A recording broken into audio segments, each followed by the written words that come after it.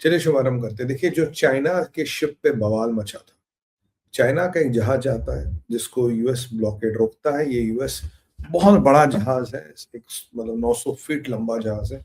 इस as big as aircraft carrier उसको रोकता है। वो नहीं रुकता, ब्लॉकेड को तोड़ने की कोशिश करता है। अमेरिकन वार्निंग देते, उस पर फायरिंग करते, इंजन रूम को टारगेट किया जाता है। इंजन रूम में इतना बड़ा छेद कर देते हैं अमेरिका, और इंजन हो जाता है सीज। इंजन यानी कि हो गई, इंजन की हो गई दुकान बंद। इंजन की हो गई दुकान बंद, जहाज रुक गया। जहाज रुक गया तो यूएस मरीन्स, जो मैं आपको कह रहा था ट्रिपोली पे they are practising something, they are practising exactly this scenarios. Tripoli आप जानते हैं एम्फीबियस कैरियर है, उसमें मरीन्स की प्रैक्टिस चल रही थी। मरीन्स जाते हैं, शिप पे कब्जा कर लेते और शिप को अपने ओर ले चलते हैं। अमेरिका अनाउंस कर चुका था कि अब ईरान के शिप्स पे मैं कब्जा करूंगा, यानी कि ब्लॉकेड जारी है।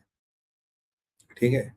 जब अमेरिका के मरीज उस शिप पे कब्जा कर लेते हैं, मामला बढ़ जाता है, आग लग जाती है शिप में। है कि मैंने कहा यार, शिप को अटैक नहीं करता है अमेरिका, शिप के इंजन को अटैक नहीं करता अगर शिप में कुछ होता नहीं। ट्रम्प का एक क्रिप्टिक ट्वीट आया था, अगर वो टीम आप लगा सको तो लगा दीजिए, सुबह वाला। उसमें एक लिखा था कि भाई we will check through the ship. मोटा मोटा ये है, इंपॉर्टेंट ये है कि भाई we have full customs ship, we are seeing. अब ये देखिए last line of the ship, and we are seeing what is on the board. We are seeing what is on the board. तो यहाँ एक विवादास्पद लाइन थी, भाई हमें चेक करना है इसमें इस शिप के अंदर है क्या, हमें जरा वो चेक करना है, शिप के अंदर क्या माल मसाला भरा है। Thank you. जब ये आया पोस्टमैन का बॉस, कुछ इस शिप में गड़बड़ है। अभी फ्रांस 24 ने कंफर्म किया है शिप में डुअल यूज इक्विपमेंट है। चाइना दिन भर फड़फड़ाया, जहन्ना भड़का, अरे नहीं नहीं नहीं, ये बहुत गलत है, स्ट्रेट ऑफ हॉर्मुज खोल दो, अनकंडीशनल खोल दो, सीज फायर करो, सब कुछ करो, अभी करो, फटाफट करो, क्योंकि चाइना की लग गई थी वाट। चाइना की वाट क्यों लग गई? अगर अब अमेरिका ने चाहा, राइट राइट, अभी अभी एक बड़ा इंपॉर्टेंट अपडेट है, मैं आपके साथ शेयर करने वाला, रुकिएगा। पहले तरह ये अपडेट शेयर करूं तो अगर ये लग गया तो सीधा सीधा चाइना पे लगेगा 50% टेरिफ।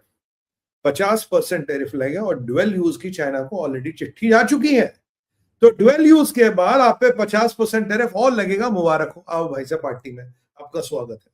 तो that is where the things get really complex for China. ये डुअल यूज इक्विपमेंट ईरान को दिया गया था ब्लॉकेड का रिस्क लेते हुए, और ये वाला जो शिप है ये फ्लैग शिप है फॉर डूइंग नफेरियस एक्टिविटीज। याद कीजिए 3 या 4 महीने पहले इंडियन ओशन में भी एक चाइना से शिप चला था, जिसको इंडियन ओशन में इंडिया के टेरिटोरियल वाटर्स के बाहर यूएस स्पेशल फोर्सेस ने बोर्ड किया था। और उस शिप में भी काफी आपत्तिजनक इक्विपमेंट था जिसको समुद्र में डंप किया गया था, शिप को जाने दिया था। मैंने भारत विचार पे कवर किया था, और आप लोग इस बात को जानते हैं क्योंकि मैंने ये कवर किया था। अब यहां चाइना के ऊपर दो धारी तलवार, एक तो भैया 50% टैरिफ की, दूसरा सेकेंडरी सैंक्शंस की, और पुतिन साहब बीच में आए।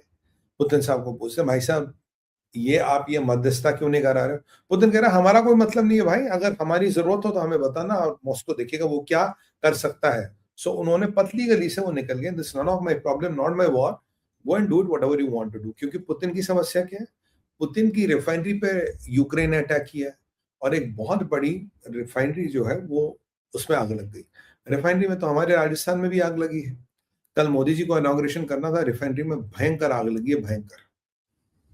और यहाँ सिचुएशन क्या है अब पता नहीं यार, वो कैसे आग लग गई। गर्मी का मौसम है, it can be one sabotage, can be accident, too early to contemplate, पर रिफाइनरी में बड़ी आग लग गई। यहाँ दूसरा मसला क्या है? When we were talking here, the second मसला हमारे पास एक और आता है, जो जहाँ पे पेच फंसता है। अभी अभी ट्रंप ने कंफर्म किया है, I when I was talking to you, 22 तारीख यानी कि बुधवार को, जो भी उसने टाइम दिया है उस दिन सीज फायर खत्म हो रहा है। यानी कि सीज फायर को 1 सेकंड भी रिन्यू नहीं किया जाएगा। 22 को सीज फायर खत्म, ट्रंप का अनाउंसमेंट आ गया है। तो पहले यह था कि ट्रंप ने कहा नहीं कहा, अभी अभी just now there is a confirmation which has come कि 22 के आगे सीज फायर नहीं चलेगा। यानी कि कल का दिन है, परसों से धम धड़ाम धड़ाम फिर कहानी शुरू। और ट्रंप ने कहा था तुम्हारे ब्रिज, तुम्हारे पावर स्टेशन सब कुछ उड़ा दूंगा। ट्रंप को कहा अरे भाई साहब ये तो वॉर क्राइम है। बोला अगर आईआरजीसी इन सबको यूज करता है और आईआरजीसी के कंट्रोल में, ये कोई वॉर क्राइम नहीं है, ये आ रहा है आईआरजीसी को रेवेन्यू देता है और उनकी इंफ्रास्ट्रक्चर को बिल्ड करता है, इसलिए it is not a war crime. तो ये नई चीजें जो है ये बड़ी इंटरेस्टिंग हो रही है।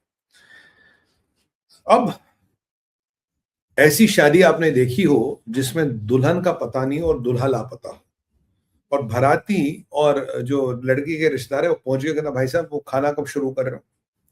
तो ठीक वही हालत पाकिस्तान में हो रही है।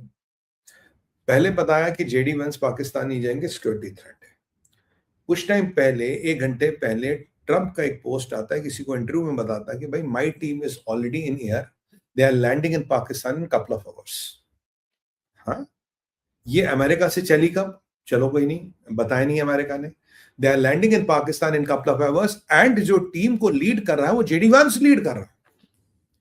वही जेडी वांस जिसके लिए कल बोला था इसकी जान को खतरा है अगर ये पाकिस्तान जाएगा, वही अमेरिका की टीम को आज जेडी वांस लीड कर रहा है, और ये टीम कुछ घंटों में पाकिस्तान लैंड कर रही है। यानी कि टीम पीछे से चली थी। पाकिस्तान जाने का 17-18 घंटे का समय तो लगेगा, तो यानी कि ये टीम कभी पीछे चली थी।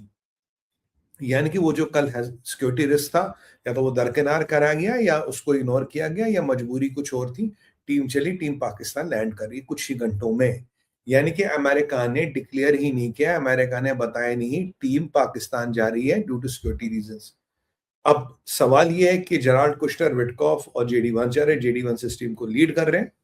और दूसरी बात जो है, जो इंपॉर्टेंट बात है, मोहम्मद गिलाबाफ जो स्पीकर है ये वहां से आएगा।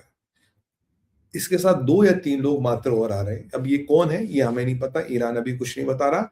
और इसने कहा था मैं तभी आऊंगा अगर जेडी आएगा, नहीं तो मैं आऊंगा ही नहीं।